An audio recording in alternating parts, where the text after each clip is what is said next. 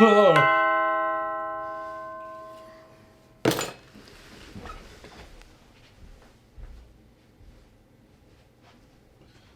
here, it's here. Oh good golly gosh, it's here. By which I mean the official XCOM board game and our official review and the future. Because in this 1 to 4 player cooperative game, where you'll all be working as part of an extraterrestrial combat unit to save the world from alien invasion, one of you will be saving the world with this. A mobile or tablet device or laptop or computer. Now, we'll get to how that works, but first of all, I have a word for all you Luddites out there who see this as a bad thing because you might not be able to play your board game in 20 years. The insane archivists of Board Game Geek have already written down this box's size in inches to 2 decimal places. They're going to save the cocking Windows installer. Let's actually explain the app first because it'll teach you about the unique way that this game plays. Once you're all set up and you have your roles, the time phase, the first time phase, will begin. You hit start. The player holding the app will do this and will be responsible for relaying information to the rest of the team. New technology available, he'll tell the chief scientist, who'll draw 6 cards off the deck. As soon as that task's done, you're going to hit done. But there's this timer, this chess clock timer ticking down constantly, telling you how much time you have to do each task. Balance the budget and then choose the mission squad leader. And it'll take players doing these tasks for you to be able to hit OK. Now, also, it'll tell you where UFOs spawn on the board or whether phases are skipped entirely. And already, the app is doing work that a board game could do, but it would be massively difficult. So I'm just really happy that this unlocks a new sphere of play for designers. You know, I imagine them all over the next couple of years just running into this new electric playpen like children. Anyway, so this is going to be a unique experience for you, something you've never tried before, and it will be a unique experience at least 4 times because there are 4 new roles, which I'm going to teach to you now. Just pay attention and you'll be fine. Pay attention and with a bit of luck, you'll probably be fine. If you and all your friends pay attention and you're lucky, you might be fine. Morning, Commander. Your most important job is to balance the budget. At some point in the time phase, the app will tell you how much money you have to spend that turn, and every scientist or soldier or plane or satellite that gets dispatched by another player, you're going to have to pay for at the end of the turn, and you don't want to be over budget. So you just kind of have to keep the entire game state in your head and let your friends know how much they have to spend. Ooh, also, at some point in the turn, UFOs are going to be showing up in continents around the world.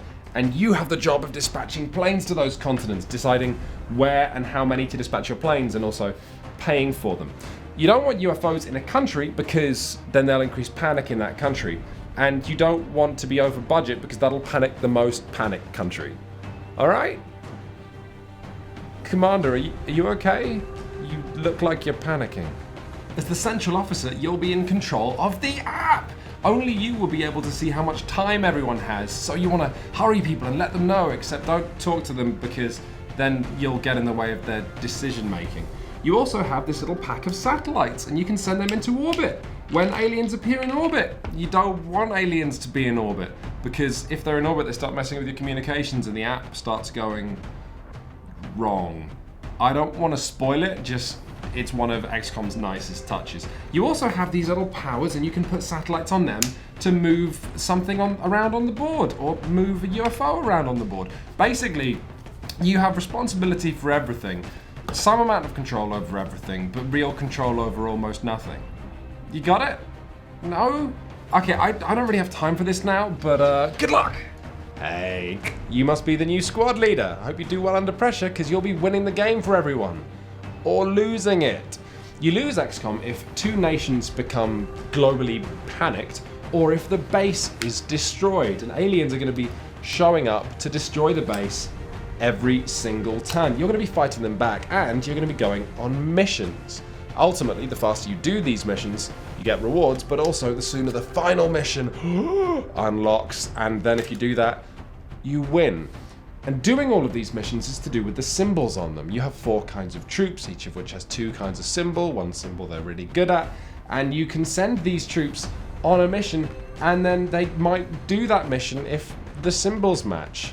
It's kind of a simple symbol matching game with a shit ton of luck. You also might want to save a couple back to go on the Sky Ranger, which can solve crises, which is the thing the commander also does that I forgot to mention. He draws some crises off the deck and picks one of two horrible things happening. If you have a couple of troops in the Sky Ranger, you can get around that. Oh, and if you ever screw up at all on a mission, all the soldiers involved are killed and new ones cost $1 million. You want $1 million, go talk to the commander. He's the one frowning at the stack of less and less and less millions of dollars. Hi there. Are you new to the science team? Yeah, it's pretty chill around here. You know, we have our hand of science cards, and you know we kind of research them. And it's really, really important, you know, there's no way anyone's going to win the game without science. But also, you know, you are the only player without a real threat. You can just kind of chill out, you know, it's chill. And then maybe you'll succeed and the player, you know, you'll save their life. Or maybe you just can research some science that makes you even better at science. You know, science is a trip, man. It's crazy. Sometimes you try and get some science and you don't. Oh, it's tough. Oh, also, whenever the squad leader kills an alien, you'll have that alien and you can spend it to make your job even easier. Those guys look really worried. Whew. One of my favorite things about XCOM is the fact that every one of your friends is probably going to be excited about trying a different one of these roles, you know? And then you'll try that role and you'll go, huh? And then you'll change roles and you'll experience the game from a whole new angle, going, oh, I didn't know this was so hard. It's really, really fun. At the end of the time phase, all the seconds you didn't spend form a little pool, and then you can use all the abilities you might have otherwise forgotten about, like the commander can train one of the squad leader's soldiers, or the central officer can move a UFO from one continent to a less panicked one, hopefully. And then, after that, you flip whoop, to the other side of XCOM's coin, which is the resolution phase, where you find out how it all goes down, and every one of you does deathly battle with XCOM's really pretty cool dice system. The way the dice work is the same for everybody. You check how many incredibly expensive units you have in the fight. In the case of this UFO battle in Africa, we've got 3 interceptors, so that's 3 blue dice. Then you add this dash of Tabasco sauce, XCOM's challenge dice, and you roll everything. For every success XCOM icon you get, that's a success, it's good. You've worked your way towards completing the task. In the case of fighting UFOs, that's 2 UFOs I've killed. But then you increase this challenge meter, the threat meter, I think it's called. And now, if I roll 1s or 2s on this dice, I fail the task. And failing a task means all the interceptors you've got in that battle are destroyed. All the soldiers in the task are killed. All of the scientists are exhausted. Seriously, they just get tired. Oh.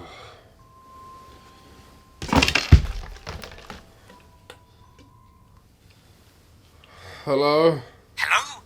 Is that Dr. Stephen Anderson, PhD in theoretical xenobiology? Yeah. Why aren't you at work? We've got men dying out there. Oh, look, listen, I meant to say something. I was working till 7 last night, so I don't want to go to work. Now, this dice system is great dice work, okay? I cannot remember the last time I played a game and rolled some dice and it let me throw my hands in the air.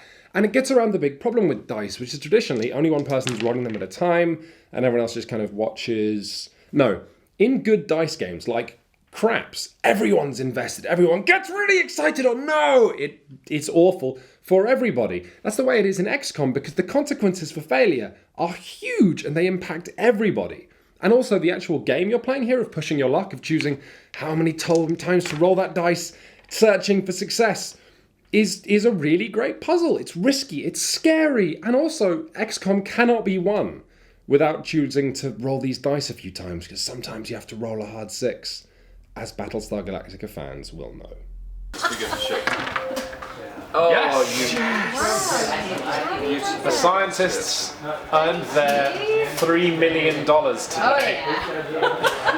I am swimming in debt. That's amazing. I love being a scientist so much because all you do is help other people. This is bonkers. It's just like, I'm making your life good. That's basically what a real scientist would say. Yeah, it's just actually, I'm making your life better. Okay, now I get to do this. You just feel so important. But I am also here to tell you that this good, maybe great game is not the God-given platonic supreme form of the cash cow tie-in board game that the hype around it might suggest. There's just a couple of things I would want to let you know before you buy it. A couple of criticisms. The first of which is there's no paper manual at all. And that is a very brave and very cheap move from Fantasy Flight. You get a tutorial on the app, right? Which is at once the best way I've ever seen a board game go from taking the cellophane off to everybody knowing how to play. You just set the board game up as the app tells you to, and then you hit tutorial, and then it teaches you all of it. And then if you want to check a rule, you can't, because all you get on the app is an index, which is as badly written as a lot of Fantasy Flight's manuals and seemingly contains even less information.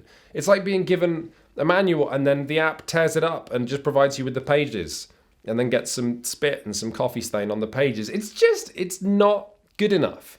The other laser cannon of potential criticism I'd level at XCOM is that while it can be this grand experience that's so much more than the sum of its parts, that's because the parts themselves are, if you look closely, rubbish. What would have made this game capable of breaking into our top 20 is if each of the mini-games everyone were playing was a clever, fun game in and of itself, but they're not. They're distracting games obfuscated by the smoke of a time limit and the mirrors of all these cocking cards everyone ends up with.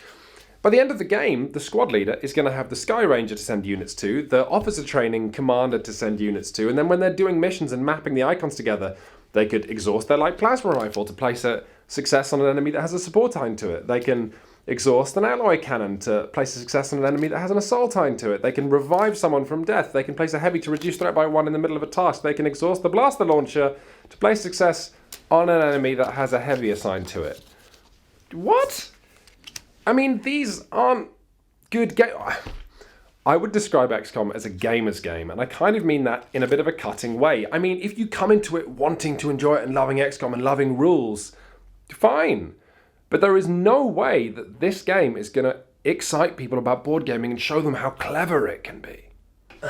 Ultimately, though, XCOM will probably make you smile, and it will definitely distract you. It's just that it's two amazing ideas with the app and the budget mixed up with about 400 mediocre ideas that you don't really notice. There's never that moment like in Pandemic where your mistakes over the entire game slowly dawn on you and you have mounting horror as you realise the world will be engulfed in disease. There's never that moment in Ghost Stories or Samurai Spirit where your wit saves the day. There's never that moment like in Battlestar Galactica where you send your friend out the airlock, you know? There's just stuff. So ultimately, I've got a bit of a weird verdict to hand down. Shut Up and Sit Down recommends the XCOM board game if you really want to enjoy the XCOM board game. It's as simple as that. If you go into this game wary and not really sold on the theme or the idea, you might notice that your minigame kind of plays itself, and you can let the rest of your friends discuss what's happening and whether you should save Asia or not. Tip, save Asia. You really need their money. So yeah, if you like it at all, that's your purchase for the month. Buy it and get the 3 or 2 or even 1 friends that you know will really invest in it and have a great time. I mean, technically you can also play it with 1, but who'd do that?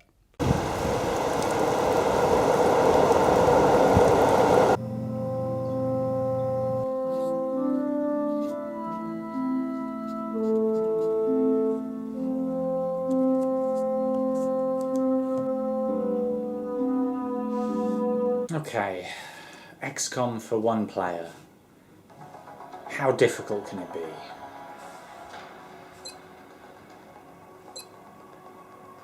New technology available on the science. I've done it. UFO power. Okay. And you're in the... And that's done. Where's the budget? Where's the money? Alien construction. What do you think? Exhaust this, reroll an alien die. No, that's not. Deploy squad to mission. It's just Brendan. Deploy. Oh yeah, interceptors. Where are they? Oh. Enemy in the. There's enemy in the base. The XCOM budget is 12 credits. It's on the floor. Done. Crisis, Commander. Crisis. Ow. Choose mission. Squad leader. Let's say that Quinn's is defending the base. With Pip. Because no, Pip can go in the mid. Shut up. 7, 8, 9. Budget is 13 credits. Is the budget? UFOs have happened. Assign.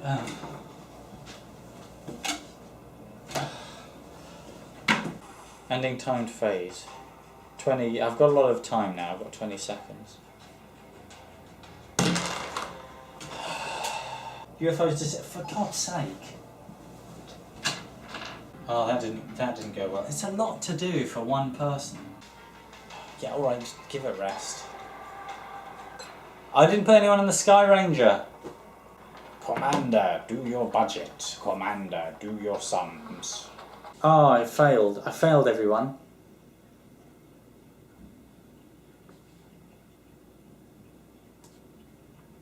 Oh, we got the light plasma rifle. Oh, that's great. Oh no, I'm just doing my job. I'm just doing my job. Well done, Commander. Look out! Ah! Oh no! There's some. Oh no! One of them's exploded, but now you've exploded. Move all the. Let's do that. Oh, was I supposed to be putting UFO? Oh, no. I'm gonna. I've put a satellite out. I would have done that. Yeah, UFO interceptions are happening. Okay, Quinns, right. Get in there, and they're attacking the base, so... I'm going down into Australia. Ah, so am I. Oh no. I'm just doing it as well. And, wow, what a moment. For XCOM. Where's Revive? Why don't we have Revive? Why didn't you get Revive this turn?